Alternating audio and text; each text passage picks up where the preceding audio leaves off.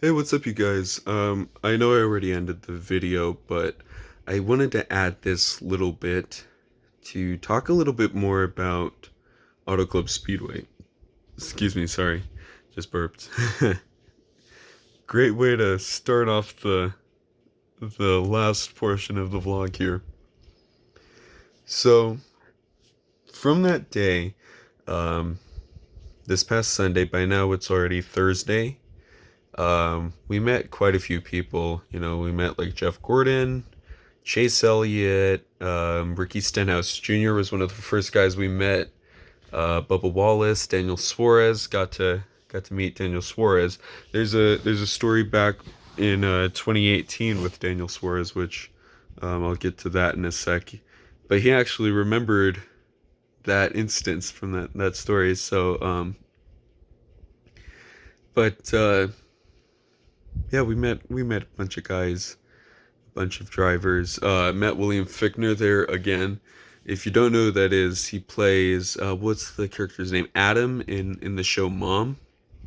He was also the bank clerk at the very beginning for The Dark Knight, and he's one of those guys that I've met there at Auto Club.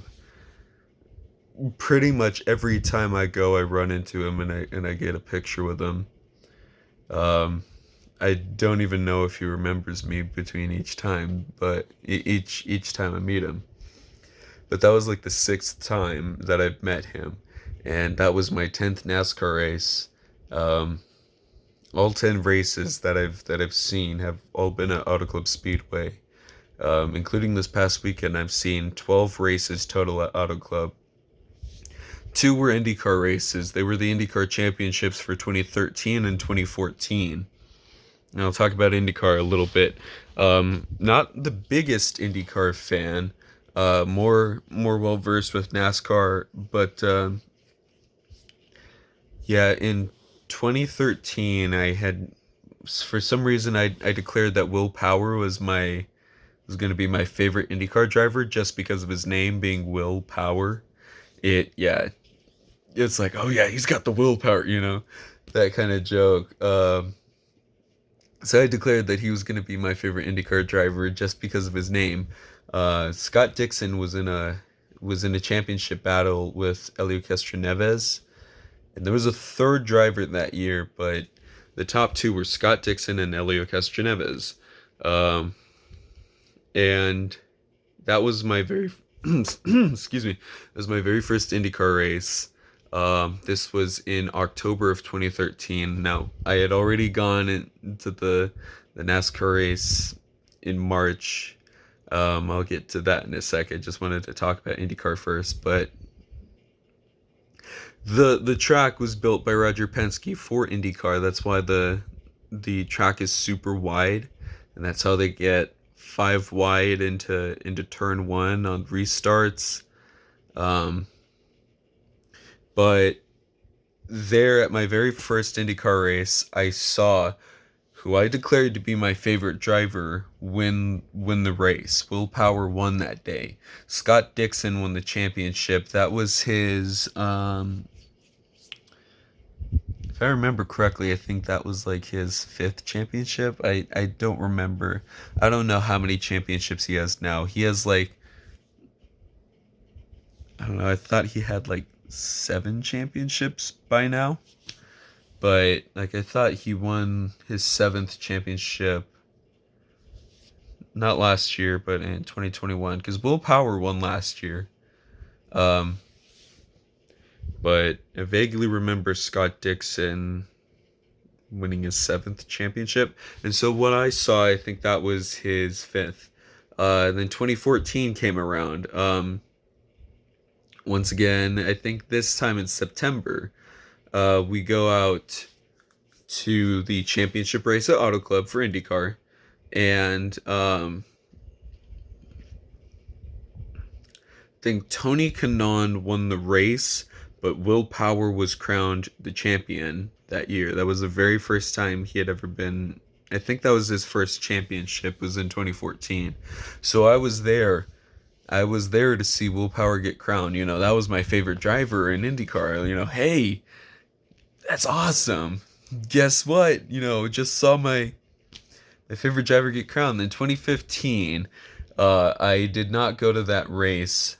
Oh, yeah, speaking of 2014, I had met a couple drivers. I met Simon Pagenaud and Ed Carpenter before the race.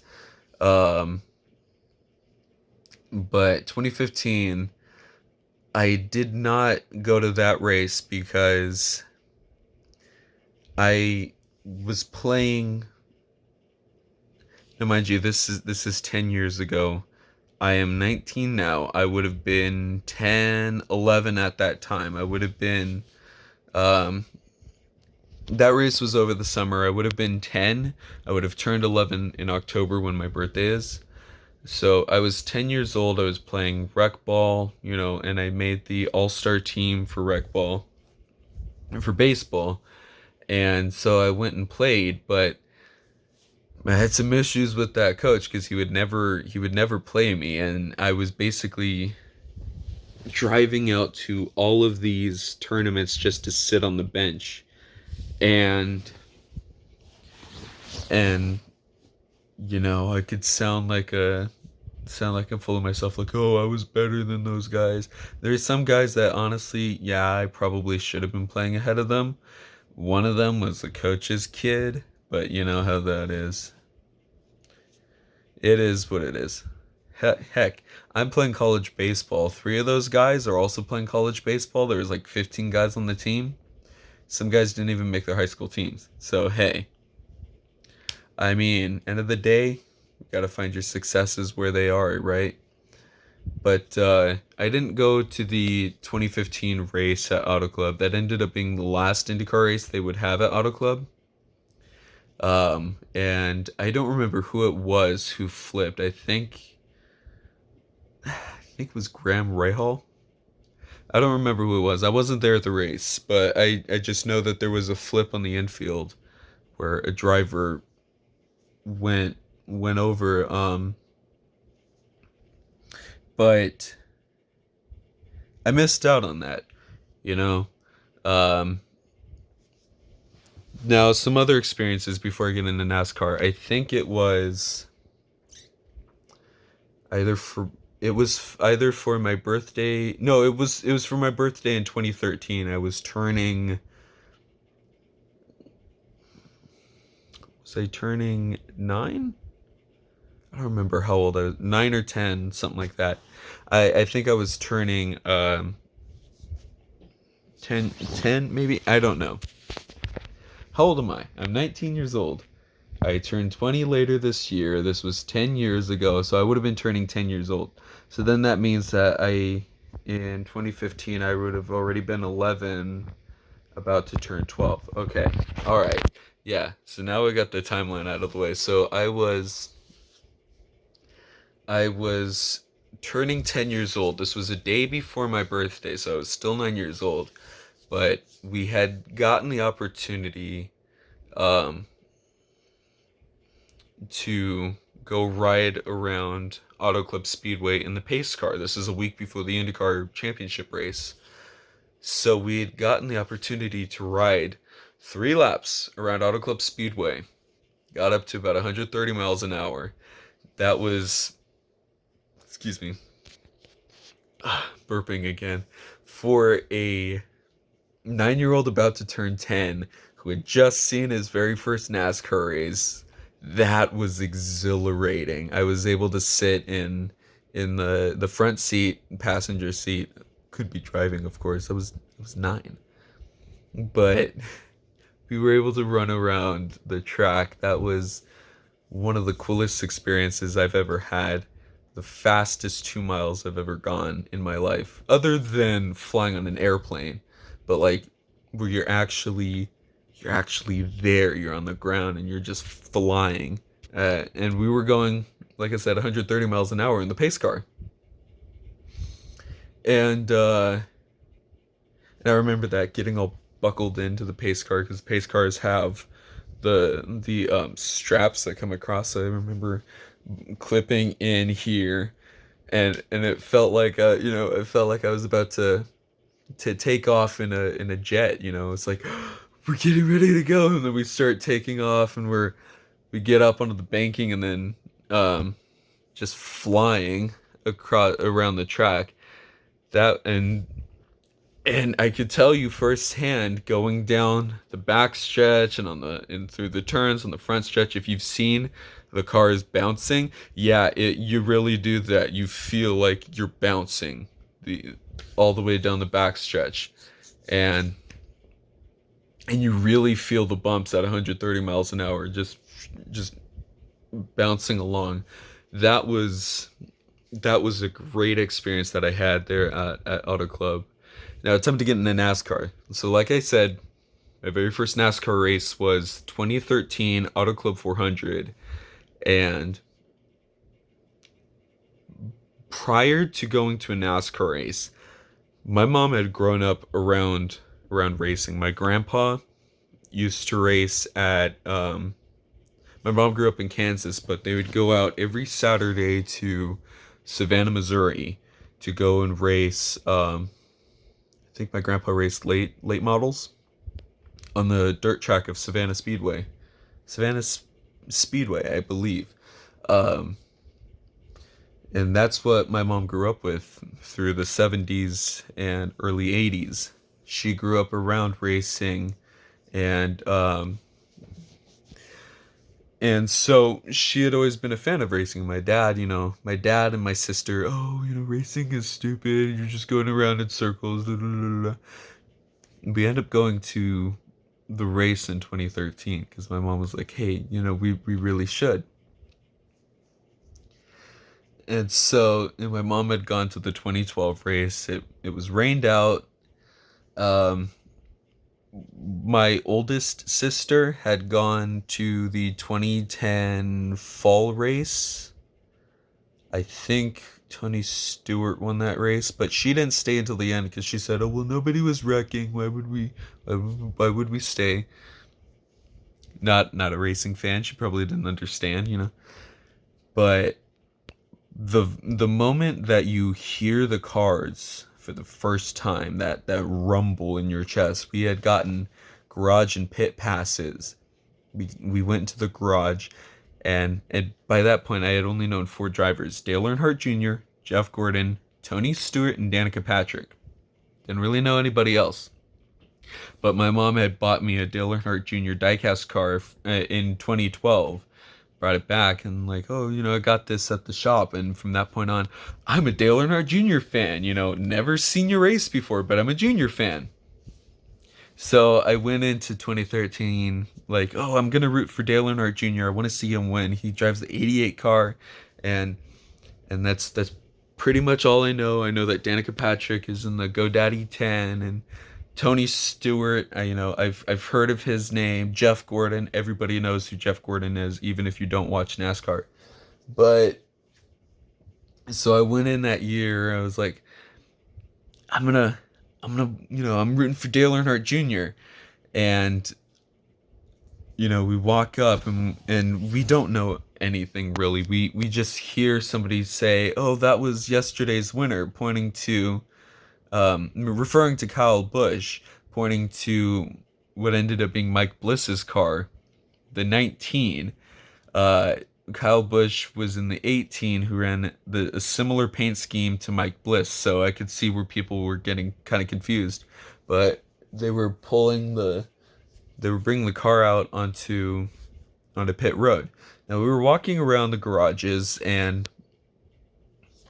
I go up to Dale Earnhardt Jr.'s car, and I'm taking a picture, and we're just kind of around. We hear the rumble of the engines, um, and experiencing that for the very first time, and close up too. And I was right up to Dale Earnhardt Jr.'s car, and me being 9 years old, I was like, I like I touched the car right on the eight, one of the eights, on the side of the car, and then I kind of turned around. I'm like, Mom, I touched his car.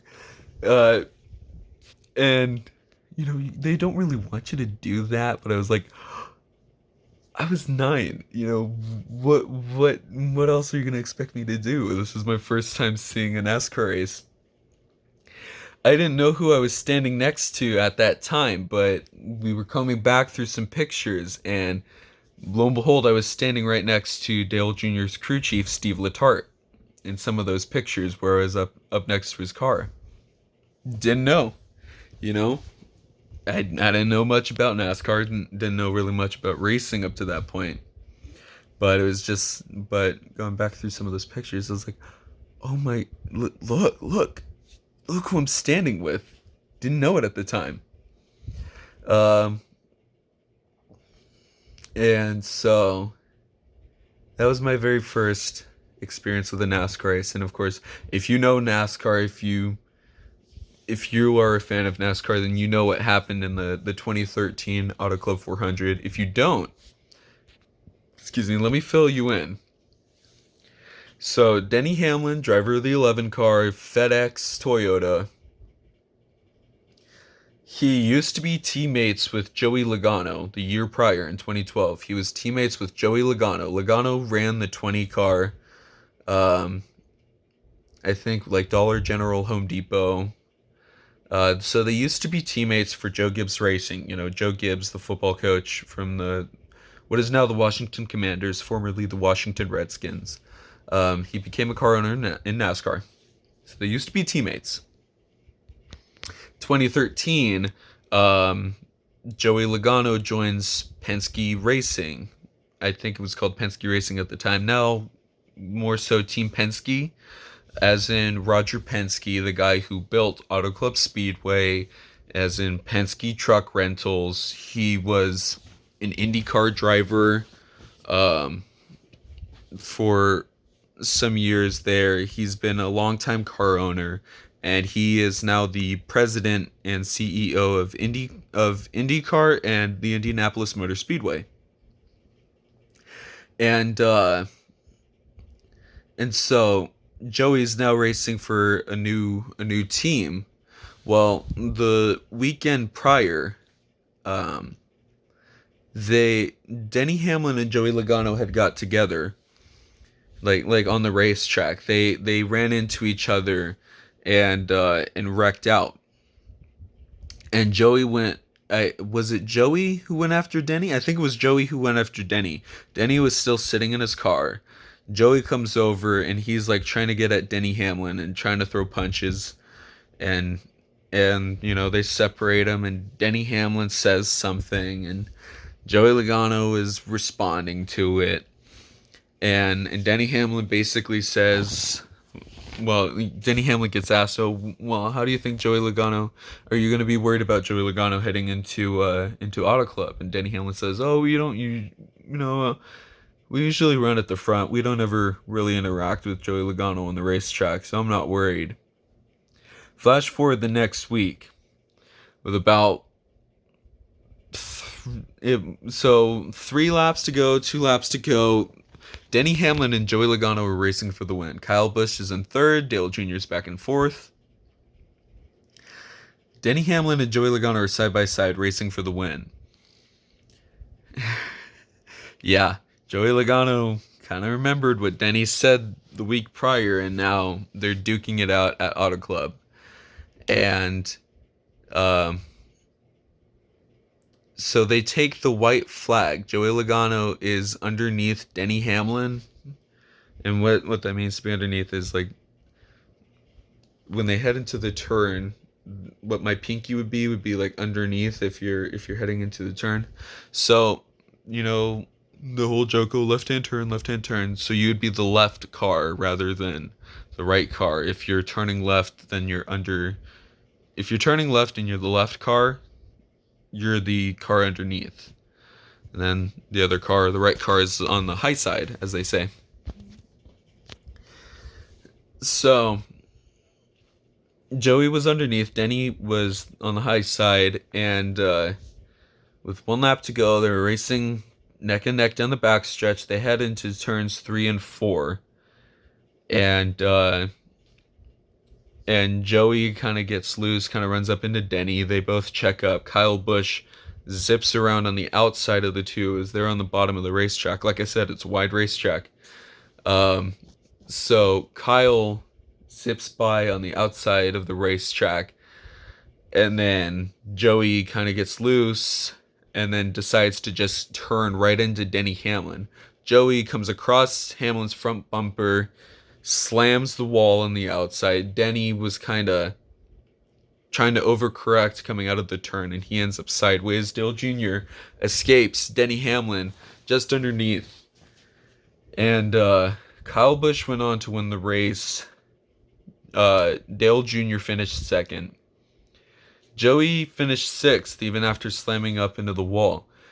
Denny Hamlin didn't finish the race. He came down, slid down, and went nose first into the inside wall. And that inside wall didn't have any safer barrier. It was concrete. So we saw a helicopter land in the infield. Or was it in the infield? I think it might have landed outside, and they were taking Denny out in an ambulance. Denny had climbed out of the car under his own power, but he tried to stand and just crumbled. He couldn't stand. And I remember this. We, our family, we went to Farrell's afterwards. We were, just kind of like, oh yeah, Farrell's is open.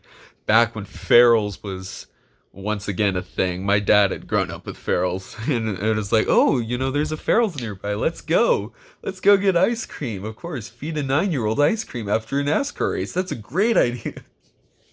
So we go to Farrell's, and it was pretty close to the racetrack. I think it was in like Ontario. And my dad is like sitting on his phone, and all of a sudden he looks. He's like, oh.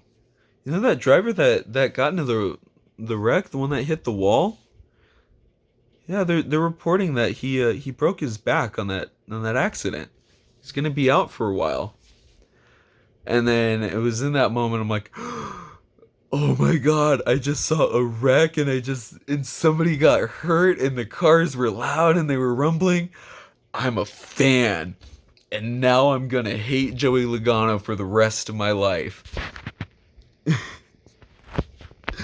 So it's like, yeah, I've got a favorite driver, and now there's a villain, and this is awesome. It was one of the, sad for Denny Hamlin to break his back in that accident, but it's like one of the best ways to introduce somebody to NASCAR is like, hey, there's a villain, and you have a favorite driver, and there was action, and the cars were loud, and it was great. That point on, I was hooked, and I was learning everything I could about NASCAR, and I saw Jimmy Johnson win the championship, not in person, but win his 6th championship that year. It was a great battle between him and Matt Kenseth. Kenseth ended up with like 7 wins. Jimmy had 6, and I was trying to figure out like, well, Kenseth had more wins, Didn't really understand the points until I got a little bit older, but that race was my first exposure to NASCAR, and then by 2014 I was ready to go. I knew everybody. We went to the Hauler Parade in 2014, which is on the Thursday before the weekend. And we went to the Hauler Parade. We went to Bass Pro Shops in Rancho Cucamonga, and I was able to meet Ty Dillon. Ty Dillon was doing a meet and greet, so I met him when he was still in the Nationwide Series, what is now the Xfinity Series. So Ty was a Nationwide driver at that time, and he was doing a meet and greet, and I was like, oh my god, look, mom, look. I was with my mom at the time. I'm like, look, that's a NASCAR driver. Oh my god. Totally geeking out. So we went up, we met with him, got a picture with him. I got him to sign one of my diecast cars, which I have it up on one of my shelves. Got him to sign that, and then got him to sign like the hero card thing. And so he officially became the very first NASCAR driver I ever met. I also met him this past weekend. He was, one of the first faces we saw, and my cousin Gray, like, that's Ty Dillon. Gray was super excited. It was his second NASCAR race and his mom's first NASCAR race. Um, but we then later on that weekend, we also met Richard Childress, the car owner, Ty Dillon's grandpa. But he's the car owner for Richard Childress Racing. He used to be, I don't remember how he was linked to DEI, Dale Earnhardt Incorporated, but he used to be a car owner for DEI, I think. I think he was a car owner. So basically, the team owner for Dale Earnhardt, Dale Jr., Michael Waltrip. Waltrip is another guy I just met this weekend. Really, really nice. He was really nice. Also saw Clint Boyer as well. I've met him a couple times now, but yeah, Waltrip is really cool. They're, as I'm saying this, guys are kind of coming to me for who I've met. I have met a bunch of guys, a bunch of drivers, I should say, and quite a few celebrities, but just from going to NASCAR races. But 2014, I also met Casey Kane. Casey Kane was the very first Cup Series driver that I had ever met. Met him out in the credential truck. He was trying to sign somebody in, and I spotted him. I'm like, "Hey, Casey, can I get a picture with you?" And he had that one of those moments like, "Crap, I got caught." I was like, "Yeah, okay, let's take a picture." And my sister fell in love with Casey Kane. She was like, "He's so handsome." I was like, "It's a NASCAR driver. That's why I'm excited." But we got a picture with him. Then we met Richard Childress once we got into the infield. And then I also met Roger Penske. And Roger Penske, he's a cool guy. He was kind of excited that I recognized him because there were people who were just walking by, didn't really know who he was. And I was like, "Hey, you're Roger Penske, right?" He's like, "Yeah, I am." And he gets all excited. He's like, "Yeah. I have a picture here somewhere of me and Roger Penske, the very first time I had ever met him." So, got a whole bunch of stuff here, but let me show you. So you can kind of see it. That's me and Roger Penske, 2014, the very first time I met him. That's me, Casey Kane, and my sister. And then like there's a picture of me and Ty Dillon that's just kind of covered up, but yeah, me and Roger Penske right there. He was, sorry, my room is a total mess behind me. But he was the very first billionaire that I ever met. I have, as far as I know, I've met two. I think. The other one was Bill Gates. That was in New York. Um, yeah, I met Bill Gates for while I was on a school field trip in 8th grade. Like we didn't even expect to meet him. We didn't expect him to be there, but he just kind of, he was. He was walking around our hotel, and we managed to run into Bill Gates. That was pretty cool. Um, but yeah. So anyway, um, met Roger Penske. The next year was Jeff Gordon's final year, 2015. Never thought I would get a chance to meet him because we learned afterwards that we didn't get the garage passes. We only got the pit passes. So, yeah, we weren't really able to go up and meet any of the drivers. And we didn't know about the little autograph alleyway that they had carved out in the fencing that you could go up and wait and ask for guys' autographs and stuff. So, fast forward, I met a bunch of drivers in the field of 36 this past weekend. I had met 30 of the drivers, and some of them I've met multiple times. Like Kyle Larson, met him multiple times. I saw him again. Um, some closure from 2015. I finally got to meet Jeff Gordon.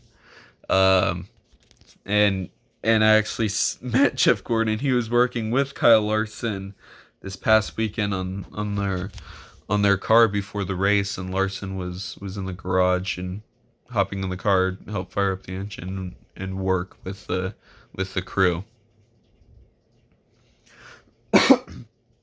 And I saw Jeff Gordon in a car owner mode where he's like, all right, time to, you know, time to, be a car owner and check over the car. Now, and I had met Kyle Larson in 2017 the first time. He had started on the pole at Auto Club, ended up winning the race. Um, I walked right by Jimmy Johnson. I didn't realize I was walking by Jimmy Johnson until he was already passed, because I was coming down a flight of stairs, he was going up, and I was looking out the other way because I was trying to figure out, who was in that golf cart over there, and I don't even remember who it was who I saw. And then I turned my head over because I noticed some people walking up. And there's Jimmy Johnson right there, and he kind of looks over, gives me a nod, and then keeps walking, and I'm like, wait, hang on. And he was already off with his ushers. I'm like, and I'm like kicking myself. I'm like, I could have met Jimmy Johnson if I had been paying attention. So, yeah. Now, I've seen Kyle Busch win at Auto Club 4 times, including this past weekend. He is now my ultimate NASCAR villain. I cannot stand him. I do not like him. Uh, After meeting Joey Logano 3 or 4 times, even after vowing that I'd hate Joey Logano for the rest of my life, he was very nice. He was very nice to me. Very cool person. Little bit of a soft spot for him now. Like, him still as a driver is just like, NASCAR champion though. 2-time NASCAR champ, one last year. He's a nice guy off the track. He's a pretty nice guy off the track. Um, but like Kyle Busch, Denny Hamlin, still haven't met them. I've met Brad Keselowski, met him last year.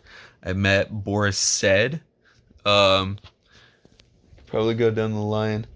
It was in 2016 though, for the promotion for Batman versus Superman, that I got the chance to meet Dale Earnhardt Jr., and he was driving the Batman car. And I am a Batman fan. Batman is my favorite superhero, so it was kind of like, yeah! Jimmy Johnson was driving the Superman car. And so I was able to meet Dale Earnhardt Jr. for Q&A. The entire time, as we were standing there, the entire time Junior keeps looking over at me, and he's like making eye contact with me, just like kind of staring.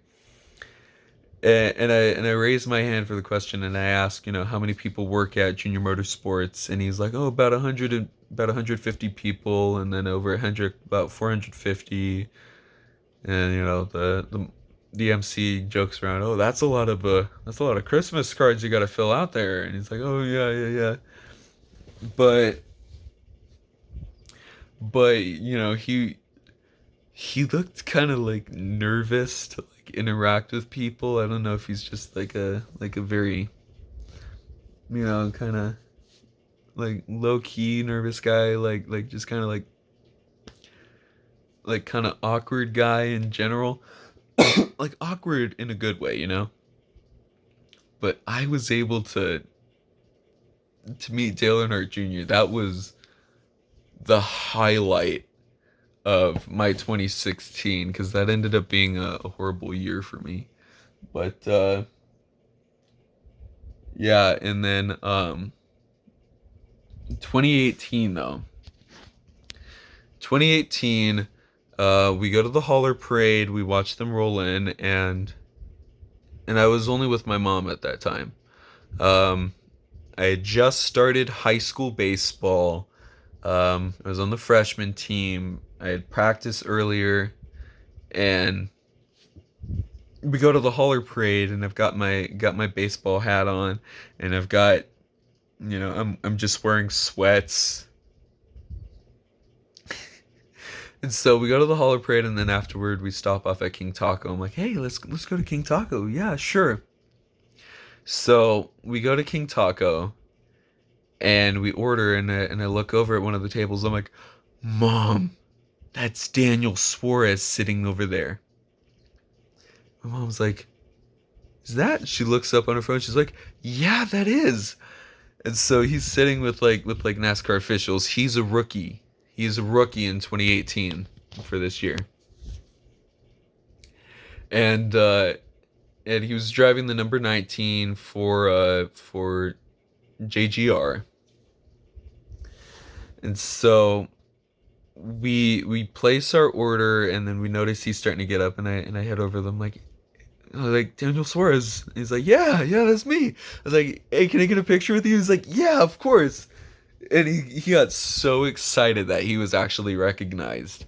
And so we're sitting there, we're taking a picture, and then me and my mom we're trying to talk to him, and there's a little bit of a language barrier. And we're asking like, how's the car feeling? He's like, yeah, it's feeling really great. Feel really lucky about our chances this weekend. The typical answer, the typical response. I don't even know how he finished that race, but but yeah, it was a fun experience. And then as we were saying our goodbyes, and he was walking out the doors, the NASCAR guards that were with him, the security guards that were with him, were like, "You got recognized! Congratulations, you got recognized!" It was so, and so when we saw him this past weekend, my mom, excuse me, my mom was reminding him of that time, of that interaction. Like, oh yeah, we met you years ago at King Taco, and started telling him about it, and he's like, I remember that. He actually remembered that. He's like, I remember that. And then he looks at me. He's like, you got taller. I was like, yeah. And he's like, he got so excited. And my dad finally got to meet Daniel Suarez this time. Um, Past 5 years or so, he hadn't been able to meet Daniel Suarez.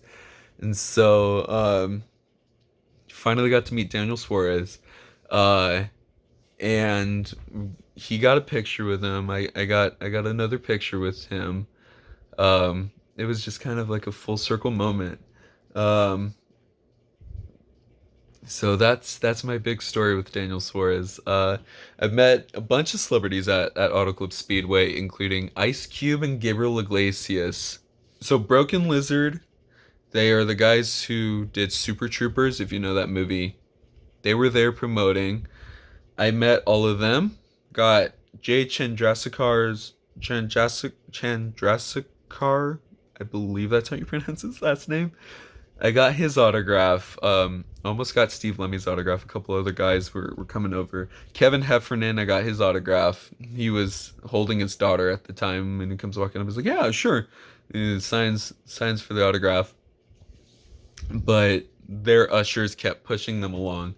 But I got to meet Broken Lizard. Now, this all happened within a span of about 20 seconds. Got their autograph. Then I went over and I met Gabriel Iglesias. And that was the very first time I ever got sirred. I was like, "Hi Fluffy, can I get your autograph?" He's like, "Of course, sir." I'm like, "Sir?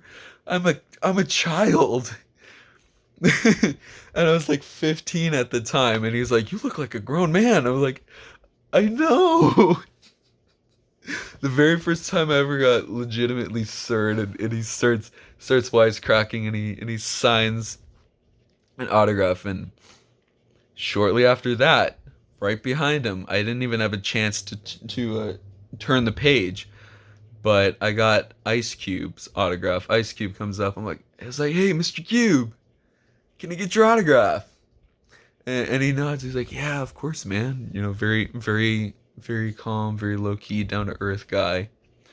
he signs autograph, and then it kind of hit me. I'm like, I just met Fluffy, Ice Cube, and Broken Lizard, dude. I was a fan of Super Troopers by the time I reached middle school, so I was like, I know exactly who you guys are. But so much so that, here, let me try and move some of this stuff out of the way. It's kind of hidden, but this is Gabriel Iglesias. This is Ice Cube. I got their autographs framed, and I know it's all blocked up right now, but like, trust me, that's their autographs. But yeah, and over the years I've met a bunch of people like I said, William Fichtner. I meet him pretty much every time I'm there. I've met Migos, didn't even know who they were. I met Motley Crue, along with Machine Gun Kelly. I didn't even know who Machine Gun Kelly was, but I was like, oh hey, Motley Crue, can I get you guys' autograph? And I almost got Vince Neil's autograph. I think he had to keep walking. He was walking with an usher. Got Nikki Sixx's autograph, and then Tommy Lee comes up and is like pushing through his ushers and comes up to me. He's like, hey man. He's like, hey, I'll sign your book. I was like, yeah, thanks, Tommy. And he's sitting there and he's signing, and he's sitting there. We're chatting a little bit, and he's like, hey, you ready for the race today? I was like, yeah. He's like, dude, it's gonna be sick. Totally Tommy Lee, as you would imagine what it would be like to meet him, where he's just like all pumped up. He's like, dude, let's get ready to rock, man. This is gonna be awesome. And I was like, yeah, let's go. And then Machine Gun Kelly comes up. He's like, yeah, let's go. I'm like, and in my mind, I'm like, I don't really know who you are, but yeah, let's go. It was a fun moment. And then of course, I learned afterwards who Machine Gun Kelly is, and then I met him on my 17th birthday, I think, right outside the Whiskey A Go Go. I met him on my 17th birthday. And by that time I was like, hey, I know who you are. I was like, what's up, MGK? He's like, hey, what's up, dude? Gives me a fist bump. Probably doesn't even remember me. Most people don't. But then I had met Rey Mysterio. Not really a fan of WWE, but I met Rey Mysterio. Really short guy, but intense. He's like, come. I was like, hey Ray, can I get your autograph? He's like, what'd you say? I was like, can I get your autograph? He's like, yeah. He's like shouting at me. It takes my book and signs. He's like, there you go, man. And keeps walking. It's like, hey, thank you. Very quick interaction.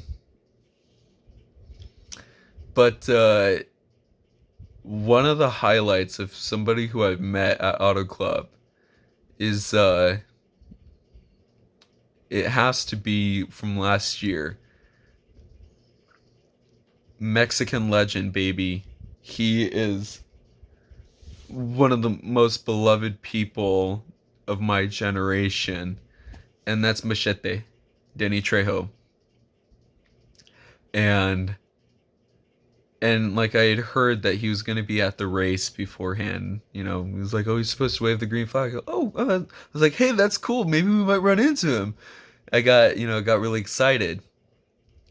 And he was hanging out around Daniel Suarez's, hauler before the race. So I come walking up, and my dad had met him. I was waiting in line to meet Brad Keselowski. Met Brad, and then I came back, and then my dad was like, I just met Danny Trejo. He just walked off that way. I was like, no. And then all of a sudden we turn around, and then Danny Trejo's walking back with his son Gilbert. I'm like, Machete, and I go running up. I'm like, Machete, can I get your autograph? And he's like, yeah, of course, man. And he signs the autograph. Got it right here. And he even signed Machete.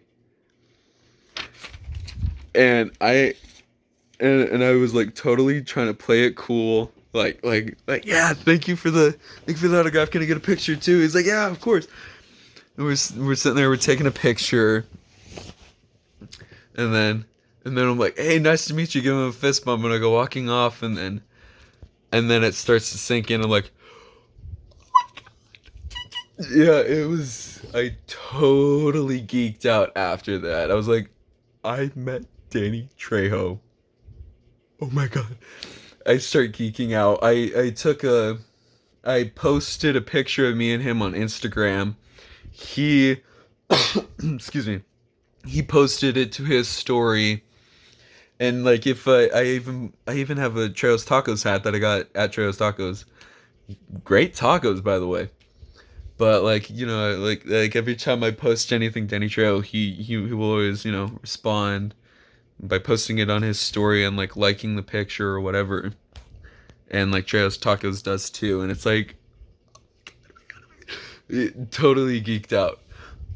Excuse me. But that was certainly one of the highlights. Now, this entire ending is 45 minutes long, and I didn't really think that it was going to be this long of me just rambling on about, the Auto Club race. But I initially ended that vlog with the catwalk or the ladder for the water tower that used to be there, and I'll be honest, I didn't even pay attention to when they took it out. It was there for first couple years of me being a fan there, and then at some point, I don't even know what year, it was gone. And then I remember sitting at a race, looking over, and I'm like, "What happened to the water tower?" Like it was gone, and it was something that didn't really pay too close attention to until it was really gone. And 10 years ago, that water tower was standing. 10 years ago, Auto Club was a 2 mile track for the foreseeable future, and then now, um, the track is changing. It's changing to be what they're saying a .6 mile track, but technically a half-mile track, because they think short track racing is more exciting. Now, I've never seen a short track race in person. I'm used to the 2 mile speedway of Auto Club, so I don't really know I don't actually know the difference between the two styles of racing, at least in person. Like I could probably tell you from what I've seen on like TV. But you know, like I said, 10 years ago it was a 2 mile track with a water tower, and now it'll be shortened to a half-mile without that water tower. So I guess the end of this story is